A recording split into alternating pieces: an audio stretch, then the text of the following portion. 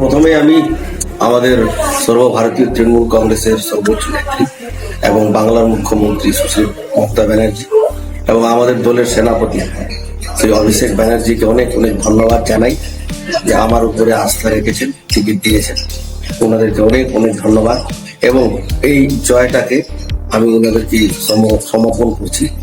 সাথে সাথে মাদারিহাট বিধানসভার আপামার জনসাধারণ যারা এইবার আমাকে ভোট দিয়ে জয়যুক্ত করেছেন এবং আমাদের রাজ্য সরকার এবং মুখ্যমন্ত্রী মমতা ব্যানার্জির উন্নয়নের কাজকে দেখে আজকে এইবারের উপনির্বাচনে ভোট দিয়েছে।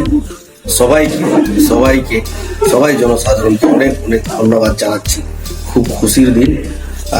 এর আগের বিধায়করা কোনোদিনও এই এলাকার জন্য কাজ করেন নাই, কিন্তু আমাদের এখানে বিধায়ক এবং এমপি না থাকা সত্ত্বেও রাজ্য সরকারের তরফ থেকে মুখ্যমন্ত্রী সুশ্রী মমতা ব্যানার্জির আশীর্বাদে আমাদের বিধানসভা এলাকায় প্রচুর কাজ হয়েছে, উন্নয়নের কাজ হয়েছে।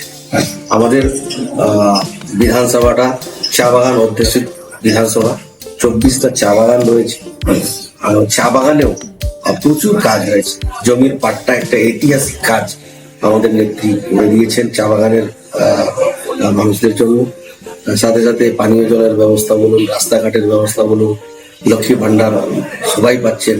এই যে জনমুখীমূলক কাজ এই যে রাজ্য সরকার তরফ থেকে হচ্ছে, তার জন্যই কিন্তু এই উপনির্বাচনে আমাদের জয়। তো এই জয়কে আমি আপামার বিধানসভার জনসাধারণকে সমর্পিত করছি এবং সবাইকে ধন্যবাদ জানাচ্ছি।